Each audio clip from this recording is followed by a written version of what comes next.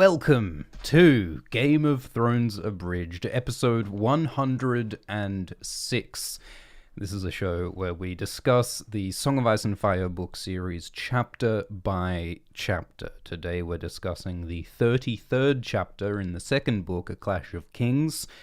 This is a Sansa chapter, and not gonna lie, it's a bit of a downer of a chapter as far as these things go. Sansa's dream of living in the wondrous, beautiful King's Landing with all the lords and ladies has turned into a nightmare, and she is a little bird trapped in a cage, betrothed to the shitlord monster tyrant butt-brain Joffrey Baratheon I. She's abused, she is terrified, and in this chapter she is beaten, and it's not fun. It's not fun. She has protectors among the monsters, kind of. She has Sandor the Hound, she has Tyrion the Imp, she has the most unlikely people putting some effort into protecting her, whilst all of the kings and the lords and the noble knights do nothing to help her. So George Martin is really ramming down our throat this idea that the institutions of power, the ideals of chivalry, nobility, and knightliness do not protect the weak. They are abused by the powerful. And it's only the ones you least expect. The cripples, bastards, and broken things, the burned dogs, and the twisted imps are the ones who stand up for what's right. Like Brienne is another example of that. So there's it's really shoving it in our faces, the thematic argument of questioning the fantasy tropes, questioning the moral simplicity of the genre for something more morally complicated. A Song of Ice and Fire gets dark before it gets bright, and this is one of those chapters. But welcome everybody to the live stream and to the podcast. You can listen to this show live on YouTube. You can watch it you can listen as a podcast or on Spotify. Smash that subscribe button. We're almost at 77,777 subscribers on YouTube. So smash that subscribe button and that like button. And let's talk about Game of Thrones. So the first line of Sansa 3, A Clash of Kings is, "The longer you keep him waiting, the worse it will go for you," Sandor Clegane warned her. So right away, this instills us with dread.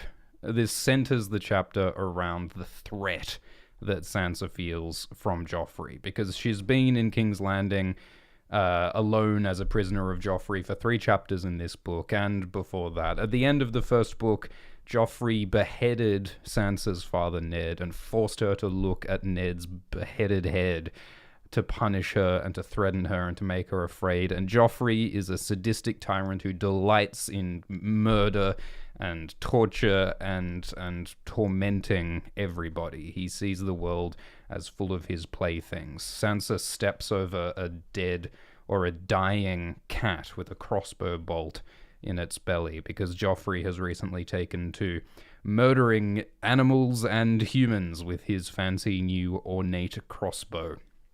A bunch of peasants and stuff recently came to the walls of the Red Keep and begged their king for bread because they were starving because of the war that's going on, because Robb Stark is rebelling against the throne after the death of Ned, and King Stannis and King Renly and even goddamn King Balon. Well, Balon hasn't declared himself yet, but this is a time of war and violence and rebellion. This is a time when we need a king, an honorable, moral king to stand up and protect his people. But Joffrey would rather, torture bunny rabbits and Sansa. So Sansa is trapped in the cage with the monster, and she is doing everything she can to avoid his wrath.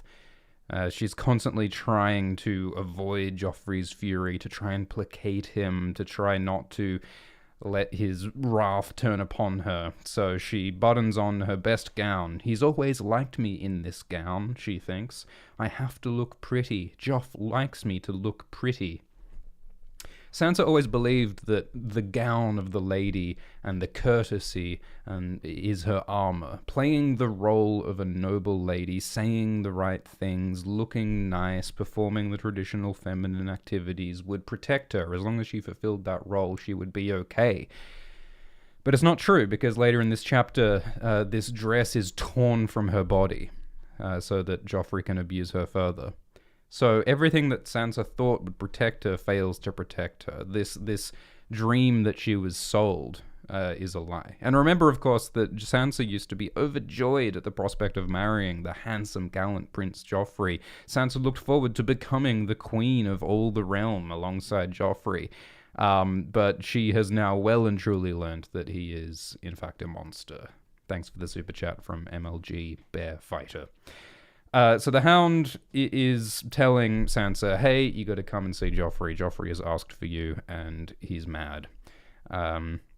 Quote, the Hound was always rough-tongued, but something in the way he looked filled her with dread. Rough-tongued. Don't dogs have rough tongues? Or is that more cats? Like you know when a cat, like if you spill like a cheddar or a good Gouda or some cream on your hands, a cat, very rough tongues cats have. But rough is also what a bark sounds like. So you can see that George Martin is very cleverly putting some animal metaphors, because the Hound is a hound and he's rough-tongued. It's like on the Quiet Isle when Brienne walks past the gravedigger and he's got a limp, and the gravedigger stops and scratches a hound who is called Dog, and that tells us that the gravedigger is the Hound in Book 4. Very clever animal symbolism, George. I see what you're doing. So Sansa is trying to protect herself from Joffrey with a gown and so on, and she heads down toward the king with the Hound, and Sansa stands on the Hound's left side, away from the burned side of his face. So one of the interesting things about Sansa's whole arc, like, it's all about disillusionment. It's all about her realizing that the beautiful, noble world of King's Landing is actually a nightmare. She was enamored with beauty. Like, she loved Loras Tyrell, and she loved Joffrey because Joffrey is very beautiful. I mean, one of the things that I disliked about Joffrey in the TV show is that Joffrey in the book is described as tall and very handsome, and he's got like this long golden hair. And I think that is significant because, like, Joffrey's beauty and his superficial appearance, hides his evil, I mean, otherwise, I really like Jack Gleeson's performance in the Game of Thrones TV show, like, especially in this scene in season 2 when Joffrey has Sansa beaten. I think that Jack Gleeson's performance as Joffrey is great, but I think that Joffrey's beauty matters because Sansa loves beauty, and so it's really interesting that in this chapter, the people who defend Sansa are not beautiful people. No, sorry, there's some spam bots in there. Schubert, you're a mod now.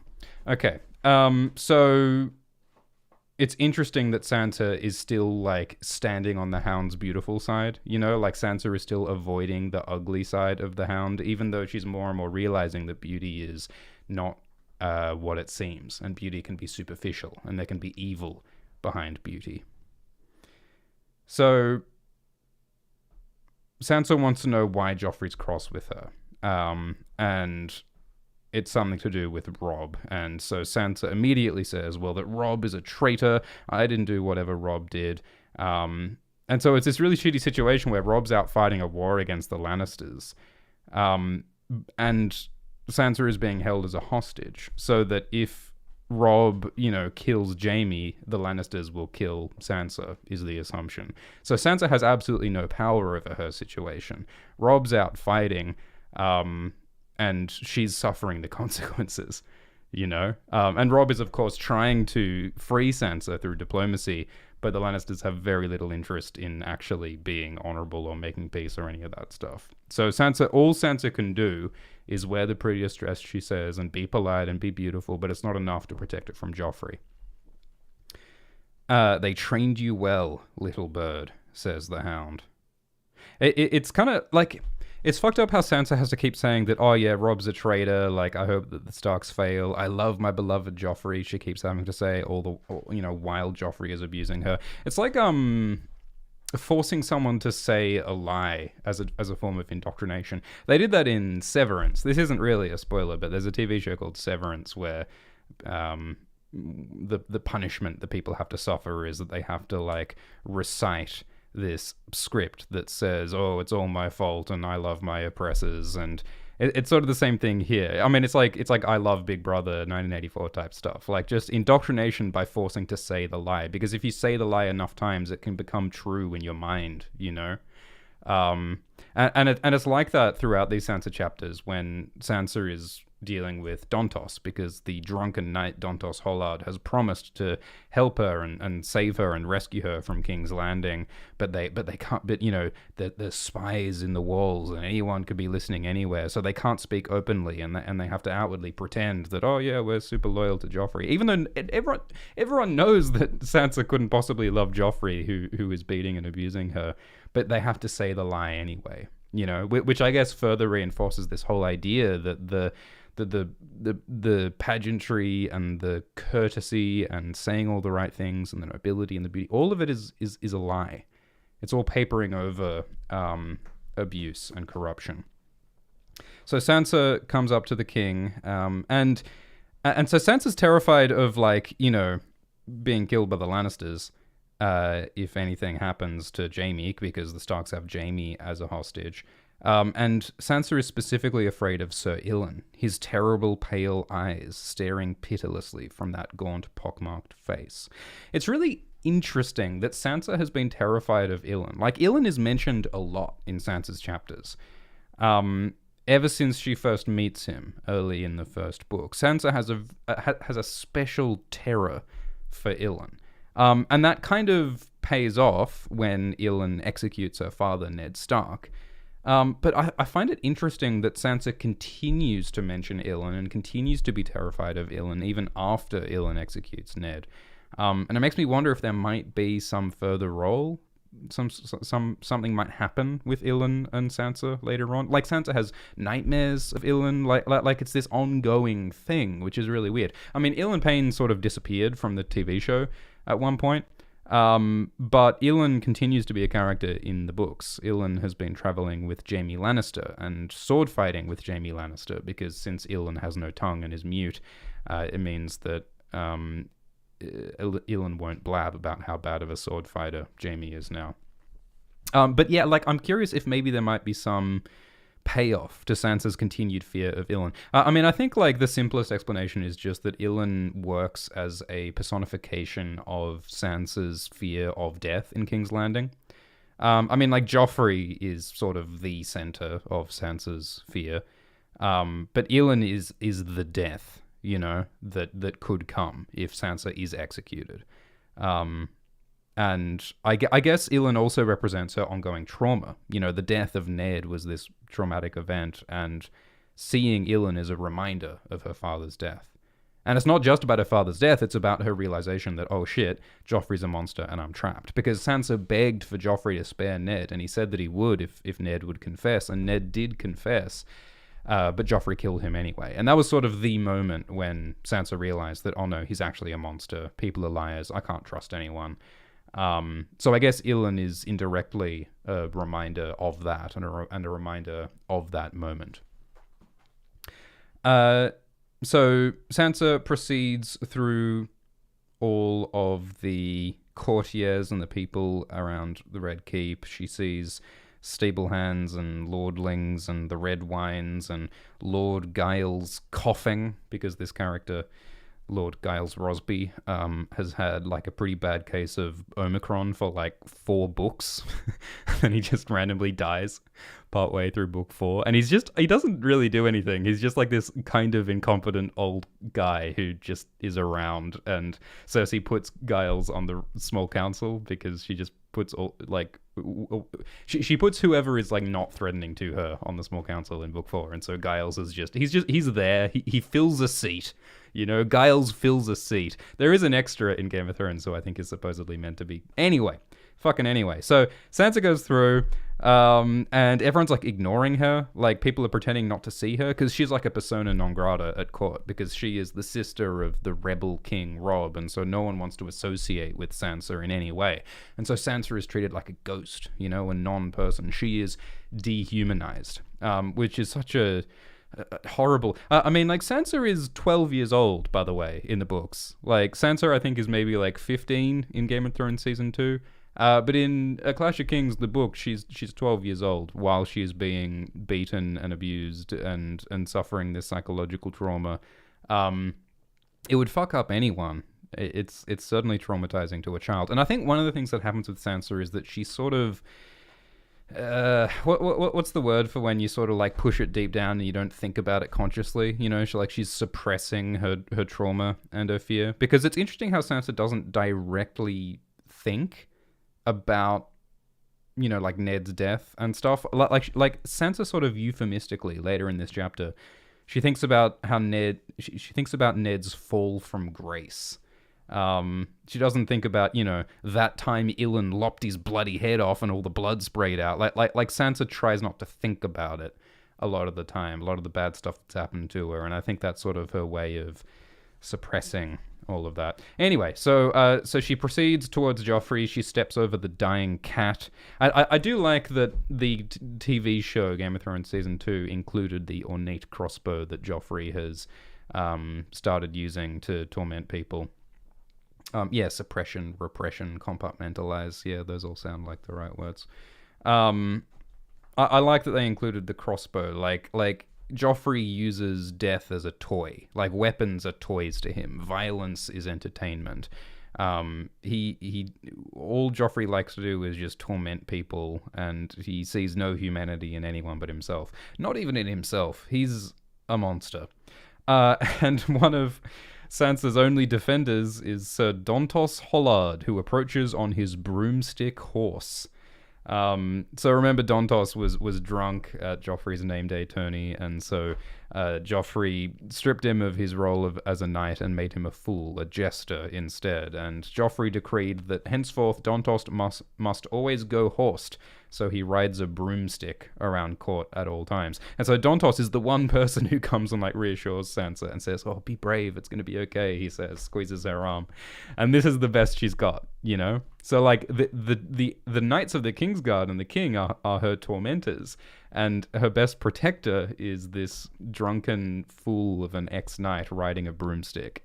And it's got all this sort of storytelling undercurrent too, as well, because Sansa, and you know, Dontos says that he is Sansa's Florian because there's this song, this fairy tale in A Song of Ice and Fire about Florian and Jonquil, who are this love story between a knight who saves a pretty lady or something. And so you know, Sansa has been disillusioned, you know, by the death of Ned, by realizing Joffrey is a monster, but Sansa is still trying to cling to her naive stories and her beliefs in heroes and her beliefs in those fantasy tropes. And so she's still sort of, her hope is still in the form of stories. And that's sort of why Dontos appeals to this whole Florian and Jonquil type thing. And I think as Sansa's story goes on, she sort of rejects that story stuff more and more as things sort of get worse for her. And by book 4, Sansa is becoming more cynical and calculating as she comes under the tutelage of Littlefinger. Thanks for the super chat from Glenn, who says, "I feel this is one of the most important chapters where Sansa learns the most about how the Game of Thrones is played." Yeah, it certainly makes these like themes of disillusionment real clear, and Sansa really faces a lot of that for sure. And so, yeah, so we see how Joffrey is like this tyrannical child, because Joffrey's like 13 years old at the moment, this boy tyrant king, and everyone must dance to his whims. What he wants, he gets. If he wants a knight to ride a broomstick all day, he rides a broomstick all day. Which reminds me of, you know, that Twilight Zone episode? Is it Twilight Zone? It's an old show where like a kid has like magic psychic powers, and so he just... all these adults have to serve the kid and do whatever the kid says, because if they disobey the kid will like turn them into a fire truck or something. Like the kid just has these powers to torment and terrify everyone, and so everyone's trying to placate this child and entertain him. They must entertain the monster lest they be murdered horrifically. Like that's what this reminds me of, King Joffrey. And so Sansa approaches Joffrey, and he's guarded by his Kingsguard, Boros and Meryn, who Sansa is afraid of because Joffrey has had his Kingsguard knights beat Sansa in the past. And Sansa falls to her knees and, begs mercy and apologizes for whatever Robb has done.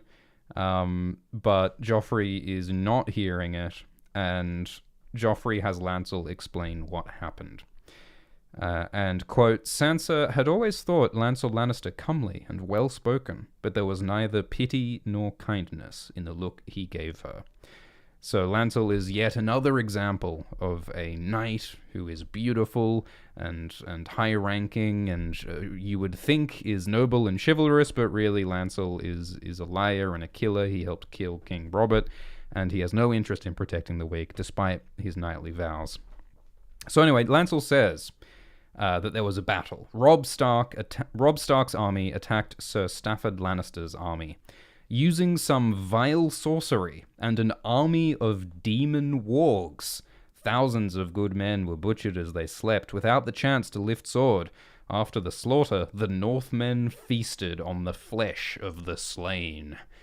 My goodness. So we get this fantastical, horrific, up to 11 propaganda version of what really happened at the Battle of Ox Cross. What really happened is that Robb attacked in the night, startled the Lannisters, who didn't even have watchmen up and basically weren't prepared, and kicked their asses. Robb did have Greywind, his direwolf, joining in on the fight, and so that has been twisted into an army of demon wargs.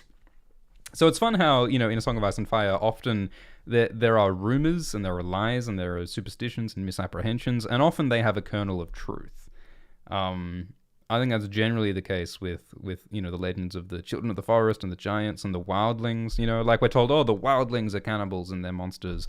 And Jon realizes that, well, no, they're not, but there is a kernel of truth because there are some monsters among the wildlings, like, the Weeper and Six Skins and whatever. So A Song of Ice and Fire often plays with the idea of myth and rumor and exaggeration. And I think something that's going to be really interesting in the later books is that the myths will become real. Like one of the overarching movements in the story is that magic is increasing. Dragons have been born again. White Walkers are attacking again. Euron Greyjoy is doing whatever the fuck salty skullduggery he's doing with Cthulhu, with the candelabra in the drawing room. Cluedo. So I think there's going to be more magic happening, like in the prologue of Book 4. This is an age for gods and heroes. So I wonder, my point is, there is a point.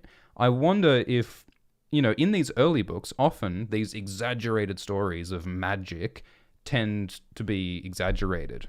But I wonder if what's going to happen in the later books is that stories of magic are going to be 100% true, or even they will be even more extreme than the stories. Because I think we're beginning to see that with Euron. Like, with Euron, everyone's like, oh yeah, he's a stone-cold killer, and a liar, and he's scary, but, like, he's not that magical. Like, he hasn't really been to Valyria. But then in the Forsaken chapter, we go, oh my god, he's got Valyrian steel armor, he's performing blood sacrifice, he's, like, good mates with Nyarlathotep and all of his Lovecraftian buddies down at the pub on the plateau of Leng. My point is that Euron is even more scary than the stories are, So I wonder if there's going to be that shift where more and more, like, it's like the Pirates of the Caribbean. The best line in the Pirates of the Caribbean, you'd best start believing in ghost stories. You're in one, Like, I love it. The best line in Star Wars, in the new Star Wars, when Harrison Fordicles says, those stories about the Jedi, they're all true, That's always awesome. Like, I mean, that is probably one of one of the core, like, emotional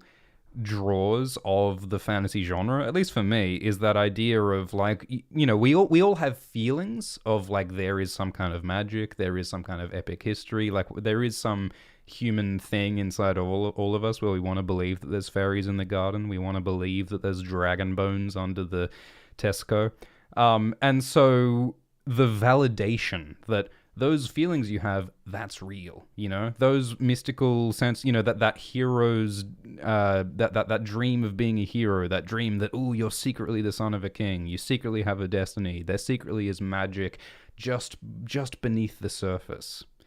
A lot of fantasy, I think, a lot of great fantasy moments are when they validate that, yeah, you know those stories? They're real. The children of the forest, they're real. The dragons, they're real. It's coming back, baby. All of that, I think, is cool, and I think that's why I like those moments in Star Wars and Pirates of the Caribbean. Thanks for the super chat from Insert First Name here, who says, do you think Sansa's destiny involves marriage, or will she eventually rise above or escape the patriarchal system that has abused her so much? Yeah, I think that's a really interesting question, because Sansa has a complicated relationship history, having been betrothed to the monstrous Joffrey, having been almost spirited away to marry Willis Tyrell, marrying Tyrion Lannister, who was, like, kind of nice to her some of the time, but, like, also wasn't, and was kind of selfish and borderline abusive. And now Littlefinger is setting Sansa up with Harry the Heir in the Vale as part of a political move. And Littlefinger himself has, like, a creepy attraction to Sansa. So, like, Sansa has been the target of a lot of male attention, and she doesn't like it. In one of her later chapters, it says that she thinks that maybe she doesn't want to marry anyone. Quote, she did not want to wed again. Not now. Perhaps not ever. So I think there definitely is a logic there that, like, well, Sansa has been totally screwed over and abused and chewed up and spat out by the patriarchal system. You know, this world where a woman's worth and a woman's power comes from her marriage to a man. Like, that's how this feudal world works. And so, yeah, I think there is a logic that Sansa might go, well, you know what? I don't want to be a part of this system. So maybe Sansa could be, you know, the Lady of Winterfell or the Queen in the North at the end of the books, and maybe not have a husband at all. I mean, that's what they did in the Game of Thrones TV show in season 8. Sansa was single and ready to mingle. Well, no, she was single, she didn't need no man, and she was the Queen of the North. Like, I think that has a logic to it. And the fact that that's what happened in the show might mean that it's what happens in the books as well. One of the wrinkles is that there is that Ashford Tawney theory, because many people have noticed that in the Hedge Knight Duncan Egg novella, there is a pattern with the champions of a jousting tournament that happens, and the houses of those champions happen to match up, mostly, with Sansa Stark's men who she's been betrothed to so far. And what it suggests is, if that pattern continues, and I think it might, it suggests that Sansa may be betrothed to a Targaryen. And so that could mean, perhaps, that Sansa will be betrothed to young Griff, Aegon Targaryen VI, who just came into Westeros and invaded the place. And I think that kind of makes sense. Like, Littlefinger is someone who adapts to new opportunities and you know, adapts to chaos to make the most of it. He might think that it's a good idea to betroth Sansa Stark to Aegon VI as a way of gaining more power. That could potentially make Sansa the Queen of the Iron Throne. I think that probably won't happen because Arianne Martell seems to be placing herself to marry Aegon VI. So another Targaryen Sansa could marry is Jon Snow. And, you know, I hate to put more incest in a story that already has a lot of incest, but I mean, you know, Jon Snow is probably the son of Rhaegar Targaryen and Lyanna Stark. That is true in the show, and there's a lot of hints for it in the book. So, and that would mean that Jon and Sansa are cousins, not direct siblings. And cousins marrying cousins is pretty normal in Westeros. Like, Tywin Lannister married his cousin Joanna.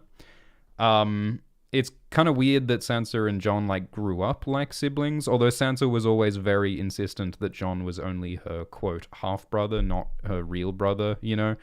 There already was kind of distance there. I mean, Sansa and Jon don't have any scenes together in any of the books. Like, they don't really have a relationship. We get the sense that Jon and Sansa were distant and cold and a little bit antagonistic. Would they make, like, a political marriage, you know? I honestly, maybe, but I don't think that the story's going to end with Jon and Sansa married in Winterfell. I still think that Jon is going to be kind of fucked up. He's going to be like a magical zombie ice dude of some kind. He might be like Cold Hands at the end of the book, like a Night's King sort of a thing. Like, maybe that's just my headcanon, but that's sort of where I see Jon going. Like, I liked how in the TV show, Jon walked north beyond the wall with the wildlings. I could imagine something similar-ish with him going north, but like magically fucked up is sort of how I imagine Jon's ending. So so my point is, I could see Sansa and Jon marrying, or at least being betrothed, because that would fit the Ashford tourney champion pattern. But I also like the idea of Sansa just not having a man and just rejecting the patriarchal system that has screwed her over so badly. So yeah, maybe she could marry Jon, and then that marriage gets, like, for political reasons, and then that marriage gets dissolved by Jon becoming a popsicle king or something. That's my answer. By the way, we just hit 77,777 subscribers on the AltSwiftX YouTube channel, so thanks, guys. Smash a like. Cheers. All right, thanks for the super chat from Candide, who says, how disappointed are you about Raised by Wolves being cancelled? Yes, there is a sci-fi show called Raised by Wolves that I enjoyed very much. It had 2 seasons, and it has now been cancelled by HBO. I am very disappointed, and I hope that the story gets to continue in some other form, because I was invested. It's got lots of mysteries, it's got lots of great character arcs, and the showrunner, Aaron Guzikowski, insisted that he had it planned out for like a 5-season arc. So I do hope that one day we get more Raised by Wolves in some form. Thank you, MLG Bearfighter. I hope your tonsils feel better soon. Or if your tonsils have been taken out, I hope that your tonsils feel good, even if that... Alright, moving on. So Sansa's approaching Joffrey. And Lancel has just described this absurd propagandistic story about Robb eating people and an army of demon wargs. I mean, I almost wonder if this stuff is like foreshadowing for what actually will happen later in the story. Like, Arya, you know, there's a lot of talk about Arya's direwolf Nymeria, because we've seen that Nymeria now leads a pack of wolves, and like the Starks are skin changers who can control wolves, like, you know, Bran controls Summer and other animals, and we've seen Varamir's Sixskins controlling like a small menagerie of animals, and like some sort of Animorphs clusterfuck could be descending upon the Riverlands for the Red Wedding 2.0. And like there's an interesting passage in one of Bran's chapters in book 5 where he's like, oh, I bet I could teach my siblings to fly, to control animals through skin changing. Yeah, like I bet Sansa and Arya and Jon could control animals. And indeed, Arya controls a cat in one of the books, and like Jon controls ghosts. So my point is that like maybe the Starks could lead an army of demon wargs, you know? Like if the Starks controlled and guided Nymeria and her wolf pack, some of these stories and tales in the early books might come true in the later books. You're in one, you know? And so... And so Sansa is horrified by this story, and Joffrey says, you have nothing to say? And Dontos says, oh, the poor child is shocked witless. Like, can you imagine being Sansa? Can you imagine this horrible king coming to you and saying, you made all these cannibal dogs eat my uncle, you monster? Like, how do you even answer that? What can you possibly say? Because, like, this is not... She's just being used as a target for Joffrey's wrath. She's just being used as a punching bag or a pincushion, and, like, there's nothing she can do but try to dodge the pins. It's so fucking dark. So Sansa is horrified. Joffrey declares that you Starks are as unnatural as those wolves of yours. And he mentions Nymeria attacking Joffrey. Interesting. You Starks are as unnatural as your wolves. Because, like, I do really like the idea that the Starks. Oh, yeah, and thanks for the super chat from Brian. Excellent segue. Who suggests that the Starks could be descended from the others, given that the Targaryens are descended from the Dragonlords of Valyria. Because, yes, I think that there is possibly something in that idea that the Starks have the blood of the White Walkers in them. Because we are told that the Night's King married a White Walker, or a White, the Night's Queen, and made sacrifices to the others, and we are told that the Night's King was a Stark, is one of the options that Old Nan says. So, like, I think it makes sense that the Starks descend from the White Walkers, and that's why they have Winterfell, and that's why they have this mystical connection with the North, and it's, like, probably why they bury their dead deep under the crypt, because their spirits are those of frosty White Walker people. And it's also why the Starks skin change and control animals, because, like, the White Walkers, their control of corpses is very similar to the way that skin changes control animals. You know, it seems like the same kind of magic. So I think that the White Walkers and the Starks have some ancestry and some bloodlines in common, which is like a Lovecraftian thing. The idea of a horror lurking in your ancestry, and, like, Lovecraft is practically name dropped, like, throughout the series. So, you know, so once again, like, Joffrey's being ridiculous, but I think that, yeah, someone in the live chat says, and Joffrey knows all about it. Yeah, of course, like, Joffrey doesn't know about the secret deep lore of the Squishers and the Great Empire of the Dawn, but, like, I think it's funny how George Martin is sort of, like, tantalizing us with these possibilities. Truths from the mouths of babes, you know? The ignorant Joffrey might actually get something right, because a stopped clock is correct twice a day, right? So Sansa says, "Oh well, you know, it's not my fault that Nymeria savaged you. You know, my direwolf was Lady, but you killed Lady anyway." And Joffrey says, "No, your father Ned killed Lady, but I killed your father Ned." So it's sort of this weird, just pointless conversation. Like, nothing that they say really means anything. They're just expressing their hate and fear, respectively. But, like, I think it's kind of funny that Sansa says that Joffrey killed Lady. But Joffrey didn't kill Lady. It was Cersei who insisted that the direwolf Lady be put to death, and it was Ned who did the deed. I guess that's indirectly Joffrey's fault, because Joffrey lied about being attacked by the direwolf when he started it by attacking Micah. Anyway, I think it's interesting how Sansa seems to sort of misremember, or just sort of lay the blame in weird ways about these events. And I think the reason why Sansa does that is because Sansa is culpable to some extent with these events. Like, when Nymeria and Arya attacked Joffrey, because Joffrey attacked Micah, Sansa was asked by the king and by Cersei and by the Starks what happened. And Sansa said, "Oh, I don't know what happened. I don't remember. It all happened so fast." Like, Sansa didn't want to say that it was Joffrey's fault, because at the time she wanted to marry Joffrey and have his babies. And so if Sansa had told the truth instead, then maybe Arya's account would have been believed, and Lady would never have been killed, you know? So Lady's death is partly Sansa's fault, is my point. And so I think that's kind of why Sansa tends to blame everyone but herself. And in a similar way, part of the reason why Ned was killed, or at least part of the reason why she's here stuck in King's Landing, is that Sansa went and told Cersei in Book 1 that Ned was planning to leave, and Ned was planning to take Arya and Sansa and send them to Winterfell. And it was because Sansa blabbed to Cersei about Ned's plans that the Lannisters moved against the Starks, and captured Ned, and Sansa's imprisoned. So like, you know, like, it's not really Sansa's fault, because she was 11 years old and she didn't know the implications of what she was doing. But some of what's going on with the death of Lady and, you know, Ned's downfall and Sansa's imprisonment is a consequence of Sansa's actions. And so I think Sansa tries to avoid thinking about that stuff. Thanks for the super chat from Jason Bourne. Who says, "Is Sansa comparable to Mary, Queen of Scots?"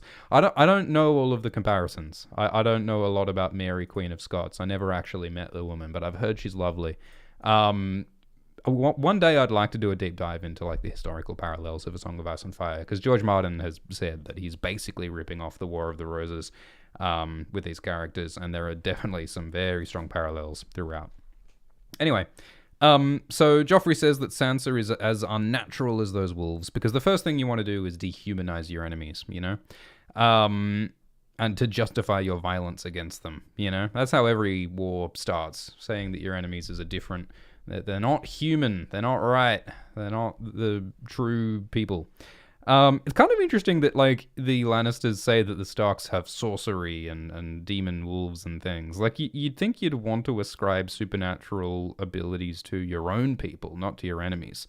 You know, I always enjoy that, like, the North Korean propaganda about, like, you know, Kim Jong-il, you know, never poops. He simply combusts his energy within his body, and he wrote, like, 15...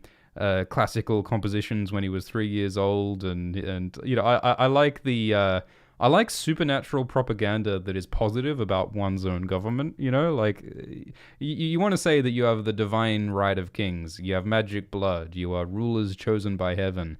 Like usually you say that your own side has the magic. But, like, when the other side has the magic, no, it's unnatural. It's demons. It's cannibalism, you know? When the other side uses magic, it's black magic. It's evil magic. And, yeah, Joffrey brags about killing Ned Stark. And he also brags about murdering peasants. What a charming king we have. Joffrey says that a bunch of peasants came to the gate, shouting my name and calling for bread like I was some baker. But I taught them better. I shot the loudest one right through the throat. So starving people came to the walls to beg for food, and the king shot them with a crossbow. And I do find it very funny, Joffrey's line. Like, they came asking for food as though I was some baker. Like, I think Joffrey just fundamentally doesn't... He just honestly doesn't understand the concept that the purpose of the king is to provide for the people and to protect the people. Like, that's a lesson that we get from, like, Starks and Riverlanders and Edmure and, like, all sorts of folks. You know, that's how feudalism is supposed to work, in theory. But Joffrey, like, the Lannisters don't even have that concept at all. I mean, like, Tywin sort of gives it lip service when it serves him, but, like, Cersei and Joffrey have no interest in protecting the people. And of course there are consequences to their refusal to protect the people, because like after chapters and chapters of these little mentions of like, oh, the people are getting pretty hungry, like they're eating rats, they're pretty upset that there's no food because of the war, and after all of the inaction from the Lannisters, there is the massive riot of King's Landing when a bunch of the people are killed and Tyrek disappears and Sansa almost disappears. So you know that there are consequences to this mismanagement, and no one has really taught that to Joffrey, or at least he's refused to learn. So Joffrey brags about murdering innocent people, and Joffrey says, I'd shoot you too, but if I do, Mother says they'd kill my Uncle Jaime. So Joffrey, like Joffrey has never felt the need, well, he sort of does. Like here's the thing, like Joffrey just wants to hurt people and indulge his own whims, basically. But he is under pressure from Cersei. Like, the one person who Joffrey really listens to is Cersei. And Cersei is cruel and horrible, like Joffrey, but Cersei is smarter than Joffrey. Cersei has learned to lie and to manipulate and to put up an image. And so she's sort of attempted to teach that to Joffrey. Cersei attempts to teach Joffrey to, like, put up a benevolent image, and to sort of act handsome and honorable and sweet. And that's how Joffrey sometimes acted with Sansa in Book 1. Joffrey played the gallant in Book 1 sometimes. But I think that mask is slipping. Like, the more power goes to Joffrey's head, the less he's even giving lip service to the idea of not being a massive cunt. And Cersei is sort of the only pressure still pushing Joffrey to restrain himself.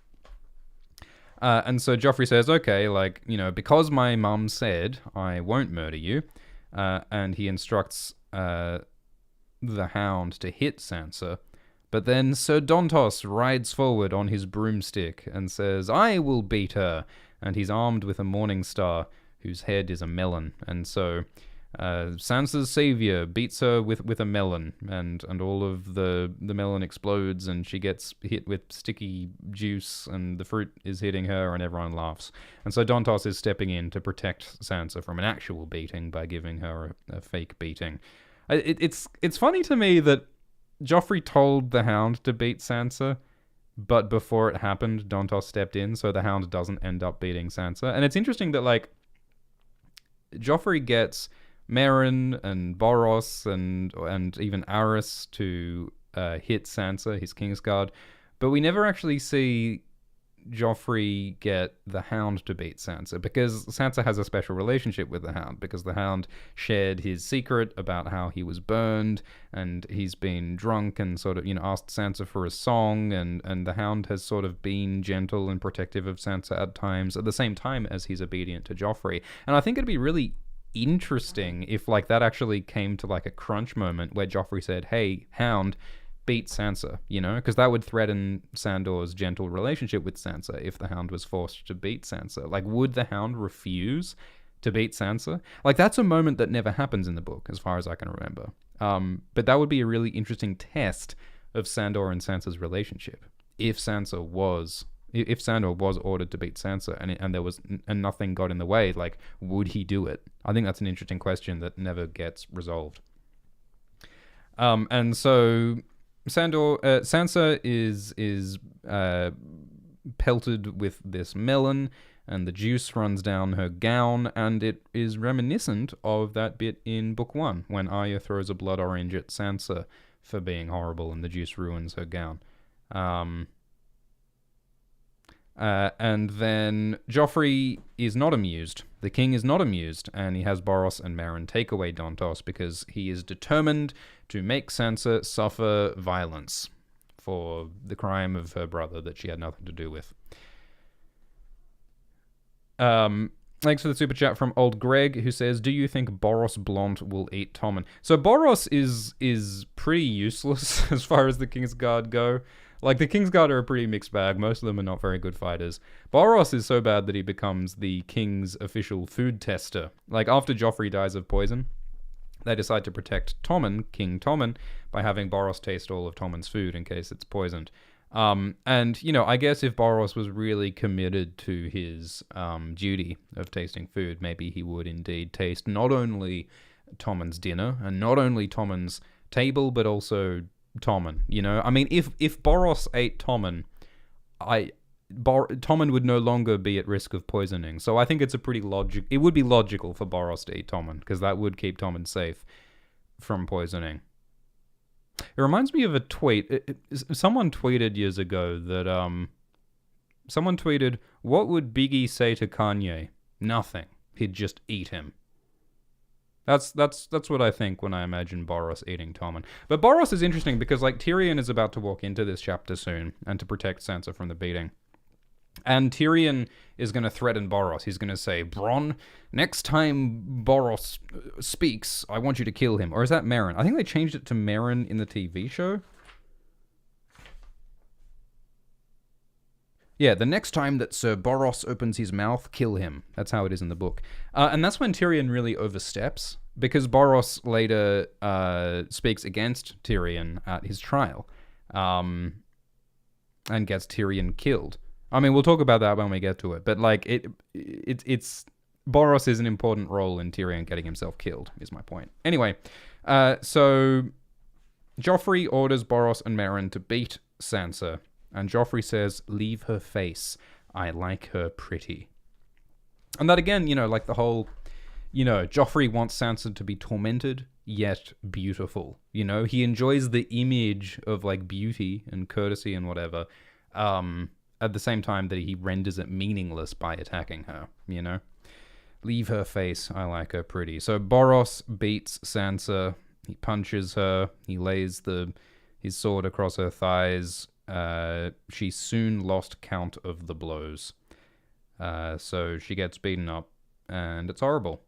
It's interesting that in season 5 of the TV show, they made Meryn Trant a sadist who enjoys beating little girls.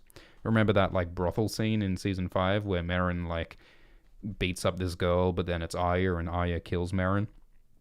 Which is not a change that I like, because, like, in, I think, book 1, Sansa tells Meryn to his face, "You are not a true knight. You shouldn't be fucking attacking little girls." And Meryn basically shrugs. The quote, "He simply did not care." To me, it is more chilling that Meryn Trant doesn't care and is just happy to beat the shit out of a little girl just because he's ordered to, and like whatever. He doesn't even see her as human. He doesn't even see himself as having agency. There's something so cold and inhuman about just simply not caring. But I sort of like that for Meryn's character more than the TV show, which is like, let's make him a full-on child-beating sadist rapist. Like that to me was like unnecessarily over the top. I don't know. He's not a major character. So Sansa gets beaten up. The Hound says, enough. But the king disagrees and says, no, it isn't. Boros, make her naked. And Boros tears off Sansa's gown. Remember that, like, the start of this chapter had Sansa putting on this gown because she thought that, oh, Joffrey likes this gown. He's not going to attack me too badly when I'm wearing this gown. But it does not protect her. The gown is not armor. Courtesy is not armor. It gets stripped away from her. It's so cruel that in this world women are given these like superficial, paper-thin protections, saying as long as you're pretty, as long as you wear the right things, as long as you say the right things, as long as you smile, you'll be okay. You won't suffer violence. But it's not true. It's a paper shield. And in this world run by men can and will tear away that paper shield and beat the shit out of people according to their whims. It's a false sense of protection, and it's a false sense of control that women are given by saying, just wear this gown, just do this thing, just smile, and you'll be okay. It's not true. And so Sansa is beaten up. Silk comes tearing away. Beat her bloody, Joffrey orders. And then Tyrion marches in and says, what is the meaning of this? Tyrion plays the role of the hero, the imp. All of these knights are watching. All of these Kingsguard knights sworn to protect the innocent are standing and watching while this innocent 11-year-old girl is being beaten bloody. 12-year-old girl is being beaten bloody by the king. And Tyrion marches in and says, is this your notion of chivalry? And Tyrion is accompanied by Bronn and Timett. What sort of knight beats helpless maids? And Boros replies, the sort who serves his king. Imp. So that like puts it right in our face that, that's the paradox of being a knight. That's the paradox of being a noble, obedient knight, sworn to the king and sworn to the innocent. As like Jaime says, they make you swear so many vows. How do you protect the weak and serve the king when the king orders you to attack the weak? There's no winning in these institutions, in these like systems of laws you must follow. So to some extent, it's the institution's fault, Like, the institution of knighthood and chivalry should not give so much power to a king that the king can override morality and instruct the knight to attack the weak. That's part of George's criticism of the whole hierarchical, social, like hierarchy of feudalism. Just following orders. Yeah, that's right. So Tyrion marches in and tries to defend Sansa, and Bronn says, "Oh, don't want to get blood all over those pretty white cloaks." So that again, like the pretty Kingsguard knights are no more moral and no more powerful than Bronn, the lowly sellsword, or Timett, the wildling clansman from the Vale. So Tyrion's standing up to protect the innocent, but also like it's done at the point of a sword. It's because Bronn and Timett, these two fearsome warriors, are accompanying Tyrion. That's a large part of why people are listening to him. I mean, he is also Hand of the King. He does have a very serious political position, and he's Tywin Lannister's son. So that's part of why people listen to Tyrion. But even when Sansa's being protected from violence, it's at the threat of more violence with Bronn and Timett. It's swords all the way down, and that's why the central symbol of this series is the Iron Throne. It's a very blunt personification of this is what power is in this world. It all comes down to violence, or maybe it comes down to where we believe power lies. Ooh, Varys, shadow on a wall. Anyway, so Sandor unfastens his cloak and tosses it over Sansa to protect her nakedness. The coarse weave was scratchy against her skin, but no velvet had ever felt so fine. So Sansa loves nice clothes, and she loves beauty, and she loves the white silk knights. but it's the coarse weave of the hound that protects her. It's not the knights who stand up and are chivalrous. It's the burned hound. It's the twisted imp. It's the lowly sellsword. It's the fucking one-eyed Timett, son of Timett. A Song of Ice and Fire is always about the more lowly and the more twisted and the more ugly. The cripples, bastards, and the broken things. They are the real keepers of the flame of heroism. Because people who are born into heroism and people who are born into privilege and people who are born into status, like Jaime and Cersei and Joffrey, they tend to be the bad guys. People who are spoiled and who have no sympathy for the common man because they are not a common man. But people who have suffered oppression or have suffered cruelty and have suffered victimization are the people who stand up for others. And that's why, Brienne and Jon Snow the Bastard are heroes in this story. And so Tyrion's like, why are you beating and terrorizing this girl who is going to be your wife and your queen? Have you no regard for her honor? So it's kind of smart that Tyrion frames it in terms of Joffrey's self-interest, almost, Like, Tyrion doesn't say, think of how Sansa feels at the pain that you're inflicting, because Tyrion knows that Joffrey doesn't give a shit about other people's feelings.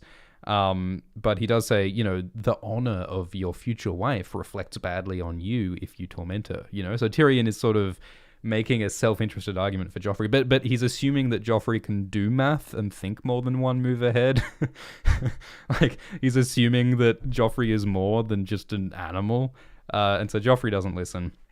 Joffrey has an argument. Joffrey says that I'm punishing her because of what Robb did. And Joffrey replies, she has the blood of a wolf. And Tyrion replies, and you have the wits of a goose, which I think is funny. You can't talk to me that way. The king can do as he likes. And Tyrion replies, Aerys Targaryen, the Mad King, did as he liked. Has your mother ever told what happened to him? And so I guess that's, in theory, like, how the system self-corrects, because sometimes, like, if a king is terrible, like Aerys Targaryen was, then he gets murdered, Kings who are terrible tend to be assassinated. They tend to suffer accidents, like Maegor the Cruel on the Iron Throne. Like, in theory, one of the ways this system works is that if a king fails his duties, the king tends to be killed and replaced by someone better. That's what happened in Robert's Rebellion. Except, wait, Robert was better, but, like, not by a whole lot. Robert was still terrible, because he beat people and did not build a strong foundation for succession and got cucked by Cersei and did not work with Jon Arryn and Stannis in a way that might have secured his power better. Robert's Rebellion, like, did not turn out all that great, and that's kind of what A Song of Ice and Fire is about. So constantly it's all about questioning the assumptions of this system. Anyway, thanks for the donation from Ordsol, who says, do you mooch off that other guy's Patreon? Which other guy? Internet historian? Oh, you mean Alt Shift X? Yeah, look, I wouldn't know what goes on with Alt Shift X. Thanks for the super chat from Raddy, who says, got an English Lit exam in an hour, so gotta miss this one. Though after that, best believe I'm returning for the real literary analysis. Good luck with your exam, Raddy. Thanks for the super chat from Jalen Butler and from Brendan and from Jason, who asks, is Joffrey the biggest passive nihilist in A Clash of Kings? Yeah, I mean, there are a lot of morally bankrupt people in A Song of Ice and Fire. I mean, the Mountain is up there. The Mountain's men are up there. They kill and rape people and don't believe in anything. The Brave Companions, Vargo Hoat. I mean, at least Vargo Hoat has a sense of style. At least the Brave Companions have... The Brave Companions believe in fashion. You'd better believe that. I mean, fucking... Oswick the Faithful and the Jester and Septon Art and, like... At least they have drip, is what I'm saying. The Brave Companions, they enjoy looking swag. So I can respect that. In terms of just pure passive nihilism, I mean, yeah, I guess Joffrey is up there because Joffrey just has... Joffrey is, what, like a 13-year-old child? Like, like maybe he would develop into more than just a nothing sandwich of sadism if given time. I don't know if he'd be a better or a worse person, but, maybe Joffrey would evolve into being either a more layered sadist or maybe even less of a cunt. But, Yeah, Joffrey's certainly up there. I mean, Ramsay is worse than Joffrey. Ramsay Bolton. Um, he has a bit more going on, like in terms of his relationship to his father and his like insecurity about being a bastard. Whereas like Joffrey, like what's Joffrey's excuse for being so evil?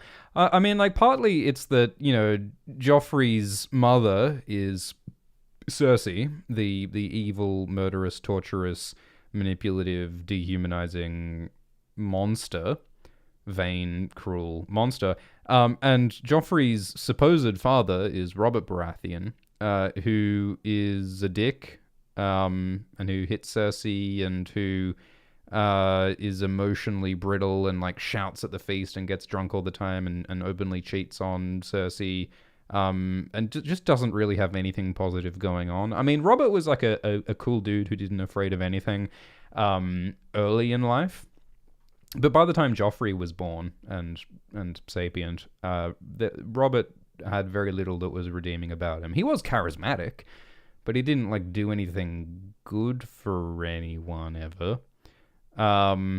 And there's a lot in the book about Joffrey trying to get Robert's attention. Like he murdered a cat. He like cut some unborn kittens out of a cat because he thought it would impress Robert or something.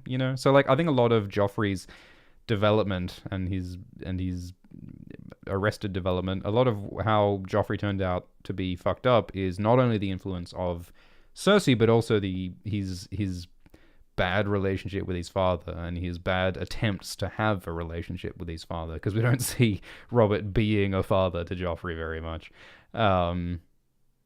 Yeah, and of course Jaime, Joffrey's real father, thinks of Joffrey as nothing more than, quote, a squirt of seed in Cersei's cunt, unquote. So I guess that contributes to how Joffrey became such a monster. Thanks for the super chat from Rob and from Ether, who says, thanks for getting me to read A Song of Ice and Fire. I wanted to ask an adaptation question. Which do you prefer? I believe I am you writ small. I am your son. I have always been your son. Yeah, so when Tyrion kills Tywin in Book 3 and Season 4, the dialogue is different between the book and the show. I love the line in the book, I am you writ small, because it is a dwarf joke. It's a self-deprecating dwarf joke, as well as hammering the point home that Tywin and Tyrion are fundamentally the same, or very fundamentally similar psychologically, despite their superficial differences. And, Tywin's hatred of Tyrion is so sort of ironic, and it's sort of self-hatred given their deep similarities. When Tyrion says to Tywin in the TV show, I am your son, I have always been your son, yeah, like, I guess that makes the same point in a more clear way, but it doesn't go as deep to me. Like, when he says, I am your son, that could be interpreted as just meaning, no, I literally am your son. I am born of your seed. Whereas I am you writ small has the stronger implication of we have deep similarities psychologically and emotionally. So I do prefer the I am you writ small. But I'm not, like, I don't hate I am your son, I have always been your son. I think that's okay as well, and it is more clear. It's a little bit like when Littlefinger kills Lysa, and Littlefinger in the book says, only cat, I only loved Catelyn. Whereas in the show, Littlefinger says, your sister, I only loved your sister. Which, I assume they made that change because it's more clear in the show. Whereas in the book, it's more poetic, and I think hits harder. But that's one of the fundamental challenges of adapting a absurdly complicated story like A Song of Ice and Fire. You can't do all of the dialogue one-to-one because the seasons would have to be 45 episodes long to fit all of that stuff in. You have to make it shorter and simpler, so I'm not even mad. Thanks for the donation from Richard, and thanks from Simpsy, who says, enjoying the videos, keep it up. Okay, so Tyrion's trying to defend Sansa. And Boros says, don't threaten Joffrey. And Tyrion says, I'm not threatening the king, I am educating my nephew. Bronn, the next time Sir Boros opens his mouth, kill him. See, that was a threat. And so, like I said, I think Tyrion goes too far. Like, when Tyrion's openly threatening to murder the Kingsguard like this, it gives weight to the testimony of the people who claim that Joffrey was murdered by Tyrion. When Joffrey dies, they pin it on Tyrion. Tyrion gets sentenced to death, partly because Tyrion keeps blabbing on like this and threatening people too much. Tyrion is sort of drunk on his power in this book as Hand of the King. He's enjoying having power, and he torments people. He torments people like Lancel. He torments people like Pycelle, dragging him out of his bed naked. So as much as Tyrion is playing the hero here, he is partly motivated by his pride, and he's on an ego trip, you know? The dwarf, the monster, finally wielding the power against the people who looked down on him. And Tyrion is also motivated by protecting his own power, because as much as he stands up and protects Sansa here, he also is protecting his own power as Hand of the King, which means he needs to protect the power of King Joffrey. So at the same time that Tyrion is trying to protect Sansa from Joffrey, Tyrion is also trying to protect Joffrey from the Starks and from anything else. So it's complicated. So wanton brutality is no way to win your people's love, Tyrion says. And Joffrey replies, fear is better than love, Mother Cersei says. So that's part of the sort of Lannister thesis of power, is you need to be brutal in order to keep people down. And that is what Tywin does, to some extent. That's what he did to the Rhaens and Castemirs. He made an example of a bunch of innocent people. Like Tywin murdered like hundreds of men, women, and children in Castamere just to make a point. Just to make people afraid of him.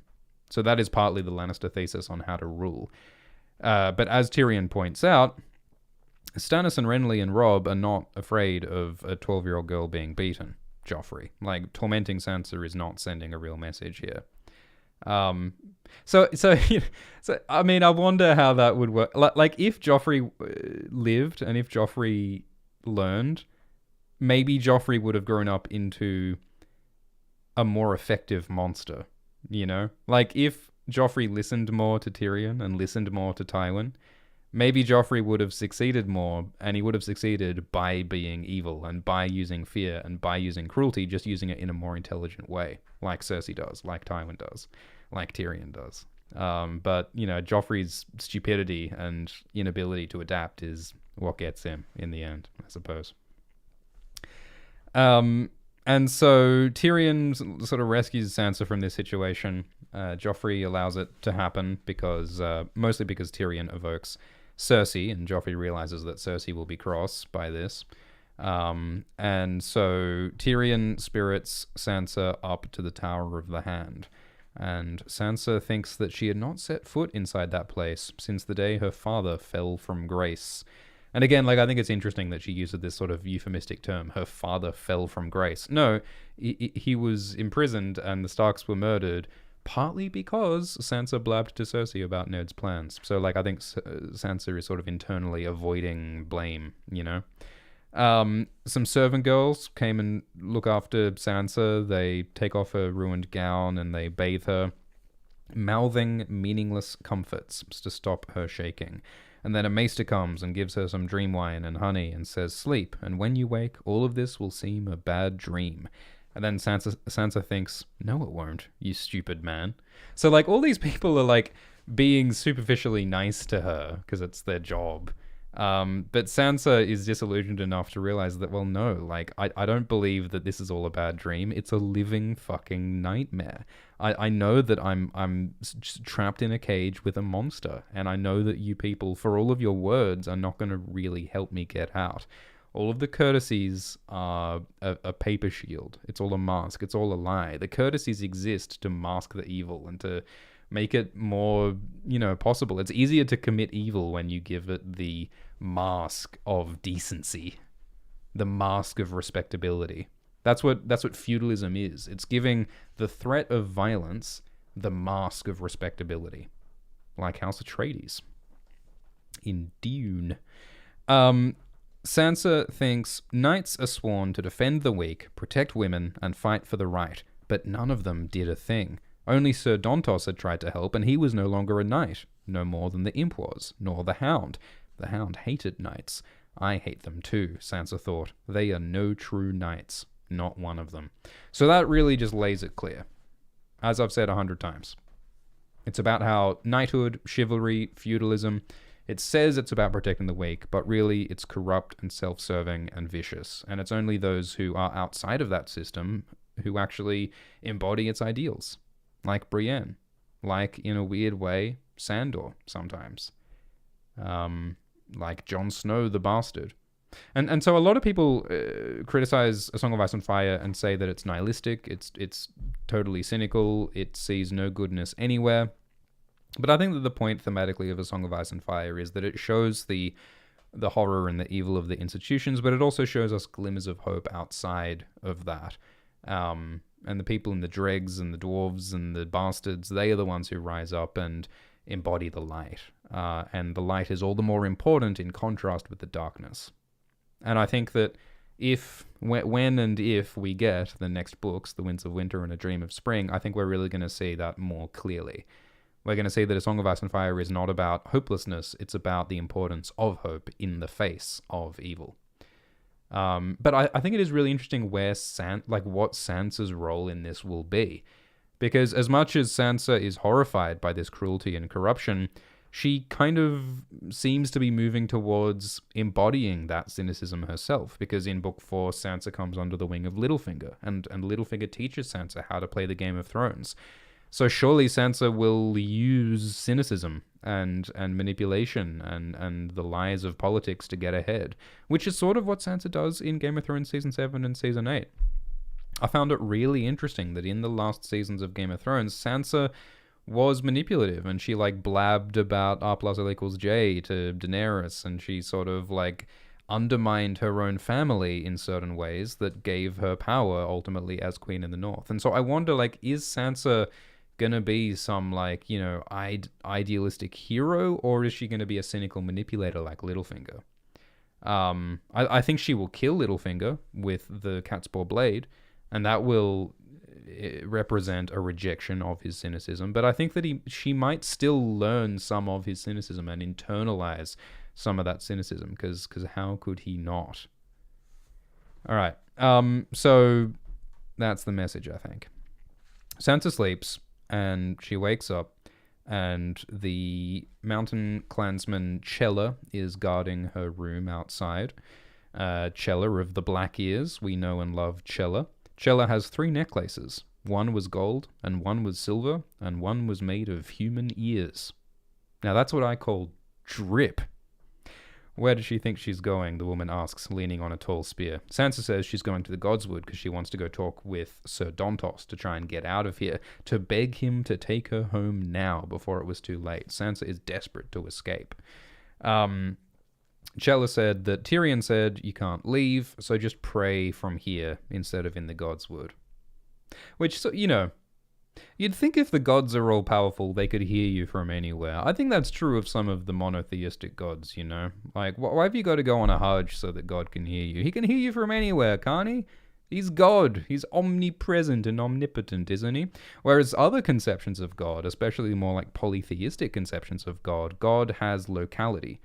Gods exist in places. There are magical places, and you need to be in those places to be more connected to the gods. I mean, that's true of monotheism too, with churches and mosques and such, I suppose. But it's always interesting how the mechanics of gods work in stories. And in A Song of Ice and Fire, the old gods seem to exist within the trees. And they are constrained by where the trees are. The gods can't see you if you're 1,000 miles away from a tree, from a weirwood tree. Gods have locality, which means they are not all powerful. Sansa realizes that she slept in Arya's old bedchamber from back when Ned was Hand of the King. She's back in the same place, and yet everything has changed. She's in the same place, but she looks at it so differently. She used to look at King's Landing as a place of wonder and magic and beauty, but now she's looking at the same place, looking at the same people with horror, because this place has not changed. Sansa has changed. Hashtag character development. So she gets a breakfast of a platter of cheese and bread and olives with a flagon of cold water. Hashtag food description. because every Game of Thrones chapter has a food description in it. And her body hurts from the beating, and Tyrion Lannister comes in.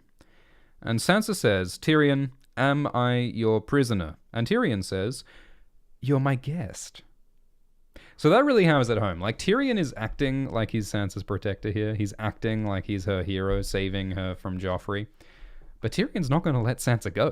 Tyrion is not going to let Sansa go back to Winterfell. Just a few chapters ago, Tyrion was negotiating with the Starks through their messenger. And the Starks said, "Give us Sansa and Arya, and we will give you Jaime. We will return the hostages." But Tyrion refused. Tyrion said, "We're not going to give you Sansa and Arya until you give us Jaime, until we get Jaime and safe. Then we will." But Tyrion was negotiating in bad faith because he didn't even have Arya and may not have truly let Sansa go. So as much as Tyrion is playing the hero here, he's prioritizing his family's power, his King Joffrey's power, and Tyrion's own power. So Tyrion insists that Sansa is his guest, but truly she is his prisoner, just in a gilded cage. Sansa looks on Tyrion's face and finds it so ugly that it holds a queer fascination for her. Because again, Sansa was all about beauty. She was enamored with the beauties of Loras and Beric Dondarrion and Joffrey. But now it's the ugly people who are helping her, like the Hound and Tyrion. And, you know, A Song of Ice and Fire is so much about George Martin's enamorment. Enamorment? Is that a word? Amorousness. No, that's a bit different. George Martin's love for the fantasy genre. George Martin is in love with the flapping banners, the heroes, the swords, the knights, the glory, the heroism. But he also sees that there is a lie to it, and behind the lies there is evil and corruption and brutality. And Sansa is beginning to see the same thing. What happened to George? Who hurt you, George? Who hurt you? To me, like, George's descriptions of tournaments and pageantry, it reminds me of George's descriptions of sci-fi conventions in the 80s. Like, that was sort of George's golden halcyon era, I think. And I think George enjoyed those times, but I think George was also hurt, and I think George also was disillusioned around those times. And I think that's part of what his fantasy work is exploring. So Tyrion gives his own description of the Battle of Oxcross, where the Starks defeated the Lannisters. And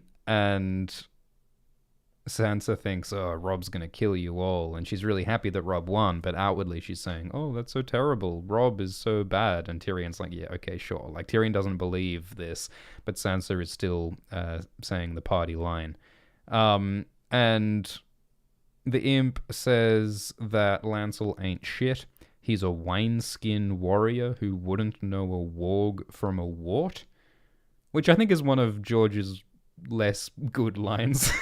I guess that's meant to be a funny line. Wouldn't know a warg from a wart. Okay, George, I guess. Your brother had his direwolf with him, but I suspect that's as far as it went.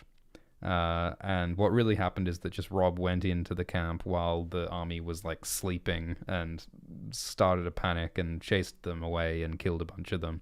Sir Stafford Lannister was slain. Stafford is Davin Lannister's dad, by the way. So there is at least one person who cares about Stafford Lannister, because everyone in this chapter is like, "Oh yeah, Stafford's dead, whatever." But I like how in book 4 we meet Stafford's son, and Stafford's son is understandably cut up about how Stafford was killed. So, you know, even these minor characters who everyone shits on, like, there's always someone who loves them and cares about them. So I like how, you know, there's always some meaning even in the minor deaths. Anyway, so Rupert Brax was also killed in the battle. Sir Rupert Brax, which is an incredible name, although apparently it's an error, because elsewhere in the series his name is Rupert Brax. Personally, I prefer Rupert Brax. My theory is that they're actually two different people. Have we ever seen Rupert Brax and Rupert Brax in the same room? What if they're like twins? What if like the reason why Jane Westerling's hips... Okay, don't worry, but I think there's a theory in there for sure. So a bunch of like Westerland's lords were killed. We don't really know much about these guys, like Lymond Vickery and Lord Jast. Like we barely see these characters, if at all.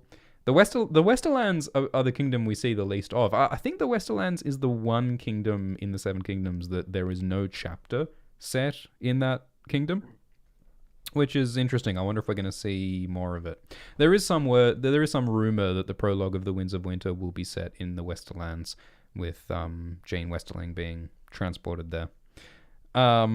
Anyway, so Sansa's saying, wait, so there was no, like, army of cannibal wargs, there was no sorcery, and Tyrion says that sorcery is the sauce fools spoon over failure to hide the flavor of their own incompetence. I think George was hungry when he was writing this chapter, but Tyrion is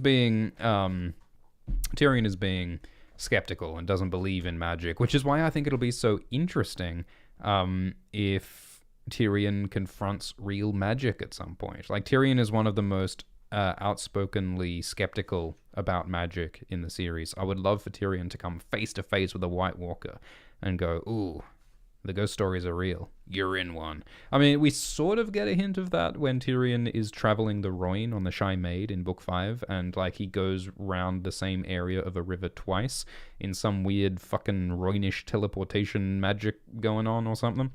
So that was cool. But so far, Tyrion has not really confronted real magic. I guess a dragon, like when Tyrion sees one of Daenerys... Well, Tyrion does see one of Daenerys' dragons in a preview chapter for the Winds of Winter. But yeah, I think that Tyrion's relationship with magic is going to be really interesting, especially in relation to his suspected Targaryen ancestry that a lot of people like to talk about. I don't think that Tyrion is Aerys Targaryen's son, but I think that there are enough hints there that we should be thinking about what is Tyrion's relationship with magic and with the legacy of the Targaryens, and how does that relate to Tyrion want to burn down his enemies and burn down King's Landing. I think there's all sorts of themes going on there. They say that the old gods of the north march with your brother. How would the old gods march? The old gods are trees. The old gods are the spirits of the Greenseers in trees. How would trees march? I'm thinking of, like, the Ents and the Huorns in the Lord of the Rings. I was so disappointed about the Huorns in the Lord of the Rings movies, because in the movie, like, they did have the Ents, the big tree blokes who broke down Isengard. But in the Lord of the Rings books, in the second book, the Huorns are like they're like Ents, but, like, they're not as people-like, I think, is the vibe. Like, the Huorns, I'll stop saying it like that. Horns? I don't know how to pronounce it. The Horns are just more like trees, but they will walk around and they will eat you. And I thought the Horns were so scary and cool, and I wish they turned up at Helm's Deep like they did in the book, because they didn't turn up in the movie. Very disappointing. But yeah, I guess the Ents are a lot like old gods, except that I think that the old gods are the hive mind of the spirits of the dead, and so on. Cold Hands, Phil Lannister points out in the live chat. Yeah, I guess Cold Hands is like a embodiment of the old gods. I mean, really, like, the best marching army personification of the old gods is the Whites. The bloody army of the dead of the White Walkers. That is what an army of the old gods would look like. And that's why it makes sense that the White Walkers were created by the Children of the Forest, using the magic of the old gods. The White Walkers are old gods magic gone wrong, because the old gods are about skin changing and, like, controlling other creatures. That's what the White Walkers do, controlling the corpses, controlling the whites. So, you know, I think that the old gods marching would look like a White Walker invasion. A lot of smoke suggesting that the old gods might be the bad guys in this story, guys.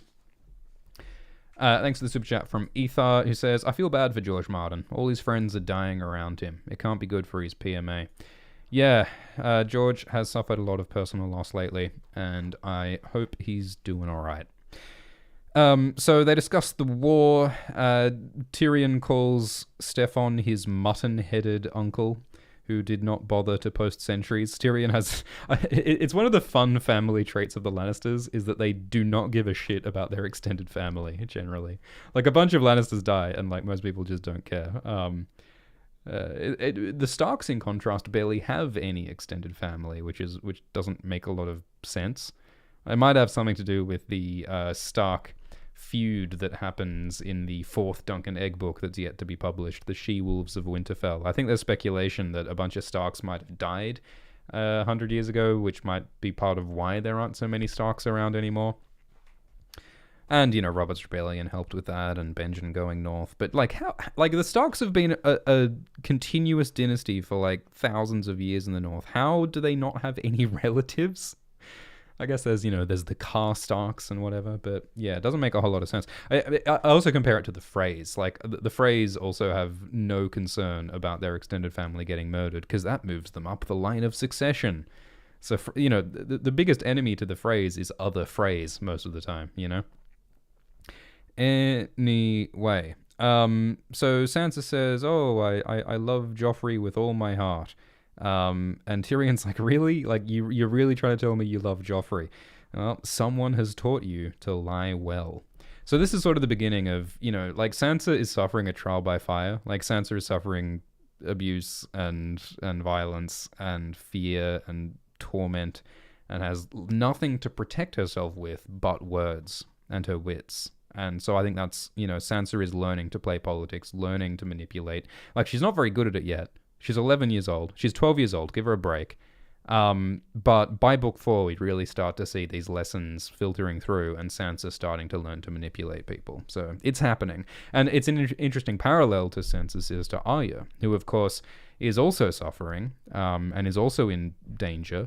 But Arya is using more her physical skills and her stealth and her magic with Jack and Hagar's assassinations and stuff. Arya's taking a different path to survival. And I think that's a very sort of gendered thing, Sansa is using feminine tools of power within this society to survive, whereas Arya is using more masculine and magical powers. Sansa and Arya are a really interesting contrast, so it's going to be really cool when they meet again. So they mention that it's kind of mysterious how Robb Stark managed to sneak up on Stefan without going past the Golden Tooth, which is a castle. And it's mentioned in another chapter that Greywind, Robb's direwolf, had found a goat track, little trail that the Stark Northern Army took. So that's how they did that. And so Tyrion asks Sansa, "Have you flowered? Has she started to menstruate yet? Is she a fertile woman yet?" Because that biological moment is what medieval Westeros considers the difference between a child and a woman. And Sansa says she has not. Because the theory is that Joffrey will wed Sansa when Sansa flowers. But Tyrion says he doesn't intend for Sansa to marry Joffrey because Joffrey mucked it up by being a monster. And so he's saying that he'll send Sansa back to Winterfell once Robb Stark surrenders. Not that there's any prospect of Robb surrendering anytime soon, because Robb has won 3 battles in a row and shows no signs of stopping. So, Tyrion is not offering any much real hope of freeing Sansa here. So despite all of his concern, he's not materially helping her all that much. Although Tyrion does offer to give Sansa guards. Tyrion says, "I'll give you some of my stone crows, some of my mountain people, and they'll protect you." And that might actually make a difference. That might make it less likely that Joffrey's going to beat her up all that much. But Sansa says, "No, I don't want your guards." Because she wants to be able to go and visit Dontos in the Godswood, which is their plan to try and get Sansa out. So Sansa sort of cleverly says, "Oh, I don't want your guards because I don't want to stay in this tower because I'm afraid of this tower because of the ghosts, because this is where Ned Stark's men were slain, and their ghosts would give me terrible dreams and I would see their blood." So she sort of acts afraid as an excuse so that she doesn't be watched and stuff, and so that she doesn't have to stay here, and so she can still go to the Godswood, which is a kind of a... It's like a manipulation. It's like a lie. But at the same time, when Sansa says that she's scared of the ghosts of the Northmen, I think there's truth in that. I think Sansa really is afraid and traumatized by the deaths of her dad and her dad's people. So there's sort of multiple layers there. I think Sansa's sort of suppressed trauma is rearing its head there. And Tyrion says that, look, your side's going to lose. Robb will be defeated by Tywin. That will settle the issue. My Lord Father is not like Stafford. He's going to win. So Tyrion is very, very confident that Tywin is going to win this war, which doesn't... That confidence may be misplaced, because the Lannisters are in a really bad position right now. They're surrounded by enemies. There's Robb Stark fighting in the Westerlands, in their home territory. There's Stannis and Renly in the east, right on their doorstep near King's Landing, ready to attack. The Lannisters are in a really bad place, and Robb has won all these battles. But despite that, Tyrion has no doubt that his daddy, Tywin, is going to come in and save the day and control everything. I don't think Tyrion at this point is even capable of imagining that his father might be defeated. Like Tywin is like untouchable in Tyrion's eyes right now. Like, Tyrion does hate Tywin because of Tysha, like gang raping his first wife, Tysha. But Tyrion still thinks of his father as all-powerful. And it's only really at the end of Book 3 that the scales fall away from his eyes and he realizes that his father is a hypocrite and is fallible and is full of vice and weakness, just like Tyrion himself, which is one of my favorite arcs in A Song of Ice and Fire. And Tyrion mentions that when he was very young, he wanted to be far away from any Lannisters, just like Sansa does now. And it's funny that Tyrion is back among the Lannisters, fighting for them. Like it's like, why doesn't Tyrion, if Tyrion wasn't so desperate for his daddy's approval, Tyrion could fucking leave. Tyrion could save Sansa, just like Dontos and Littlefinger do. Tyrion could just get the fuck out of Dodge, like, take some of the Lannister gold and just, like, live in the East. Live like Illyrio, live like a prince. Live it up. But Tyrion is fundamentally motivated by a need for approval and validation from his family. So despite all of his acting like a hero, despite his expressing concern for Sansa, Sansa is still his prisoner because Tyrion is fighting to protect King Joffrey, fighting to protect Lannister power, because that's how he gets power and that's how he gets approval from his daddy. And yeah, like Hania says in the live chat, the Lannisters only win the war because the Tyrells come to help at the Blackwater. It's only because of like Tyrion's efforts, and also Edmure's oopsie at the Golden Tooth, and like there's a bunch of blunders that allowed the Starks to snatch defeat from the jaws of victory, which is what happened. So yeah, Sansa sort of declines Tyrion's protection, unfortunately. And Tyrion is sympathetic and says, "I am no stranger to nightmares, Sansa. Perhaps you are wiser than I knew," and escorts her back to her chambers. So there are a couple of times when Tyrion sort of tries to protect Sansa in his sort of limited way, and Sansa mostly rejects it, partly because of, how she was burned in Book 1, Like, Sansa thought she loved Joffrey and thought she could trust Cersei, but then Joffrey and Cersei both turned out to be monsters. So there was a point, like, I think in Sansa 1 or Sansa 2 in this book, when, Tyrion arrives and Sansa just decides, no, I can't trust Tyrion because Tyrion is a Lannister. And I think that she also probably is partly biased against him because of, his ugliness, being an imp as well. Whereas Dontos, he also is kind of ugly and drunk, but Dontos is explicitly playing the role of Florian, the hero from the stories. So, Dontos fits Sansa's conceptions of what a hero and what a song and a story and a knight is meant to be. She's still clinging to a hope that she can believe in the fantasy ideal of beautiful maids rescued by heroic knights. Sansa has not yet fully rejected or let go of belief in those ideals. And I think that she does lose that more and more. Like, there's a line near the end of Book 3 when she escapes with Littlefinger, and she says, "Is it all lies? Is everything lies all the time, all the way down?" And I think in Book 4, Sansa's almost like kind of a blank slate when she takes on the identity of Elaine Stone, and she's pretending to be someone else, and she sort of... She does not evoke the stories and the songs so much by Book 4. She's been through so much shit. So it's going to be really interesting how Sansa continues to evolve and what she changes into. Because her belief in heroism and goodness and playing the lady and getting what you want through courtesy and beauty is being ripped away from her so savagely, so literally in this chapter, that it's going to be fascinating to see what Sansa grows into. in the later books. Guys, thank you so much for listening to episode 106 of Game of Thrones Abridged with Alt Schwift X. If you have any desperate last-minute questions that you want to chat about, chuck them in the live chat. It's been a while since the last episode. I would like to do more in the future. Been a little bit distracted by Dune. We are going to do another Dune live stream, I think, talking about Dune author Frank Herbert and comparing him to Song of Ice and Fire author George Martin. I think that'll be fun.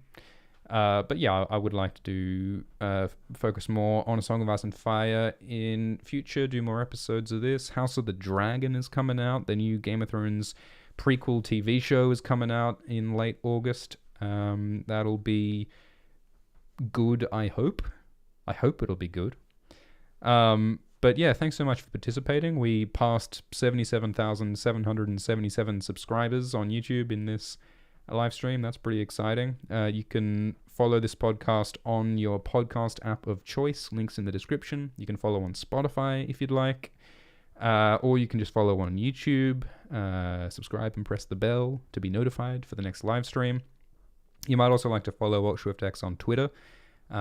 Because you can also get tweet notifications on Twitter, and YouTube sometimes doesn't send notifications, which sucks. Lolatov in the live chat says, theory. Peter straight up dies trying to protect Sansa, and everything we know about his psychopathy is Uno reversed through Sansa's eyes.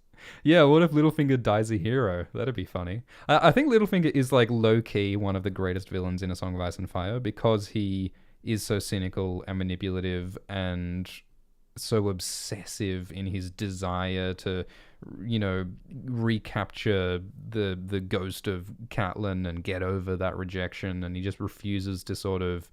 He becomes such a cruel, cunning, manipulative person who starts a war for his own goals and who, puts Jane into sexual slavery. The more you read about Peter, the more evil you realize he is. It would be kind of hilarious if he turned out to be great. Motherfirth in the live chat says, Sansa as a new Lady Stoneheart type figure? Yeah, well, Stoneheart is someone who becomes disillusioned, you could say. After Catelyn dies, she turns into this vengeful, angry, murderous Lady Stoneheart, the hangwoman. Yeah, maybe Sansa could also become bent on vengeance. Something I would love to see is Sansa or Arya meeting Stoneheart, and maybe that might change their views. Because surely, when you look at Stoneheart, you got to think, I don't want to be that. I don't want to be a corpse, running on hate. Maybe meeting Stoneheart could convince Sansa and Arya to maybe not become a murder goblin. You know what I mean? Krieger Damarung in the live chat says, Edmure's oopsie whoopsie might have been avoided if Rob had scripted messages. You mean encrypted messages? Yeah. Well, I mean, communication is one of the constant difficulties in Westeros, because when you're relying on feathered birds to send your emails for you, sometimes they get lost, sometimes they get captured. But yeah, you'd think that cryptography and encoded messages might be part of the solution. Because it doesn't matter if your message gets taken if your enemy can't understand your message, But Westeros doesn't seem to be particularly advanced along those lines. I wonder if real medieval historical people used encoded and encrypted messages. You'd think that they would. That'd be cool. All right, I think we'll end it here. Thanks so much, everyone. Like and subscribe, and we'll see you next time. Thanks for the super chats from To The Face and Daniel Kim, and have a good one. Cheers.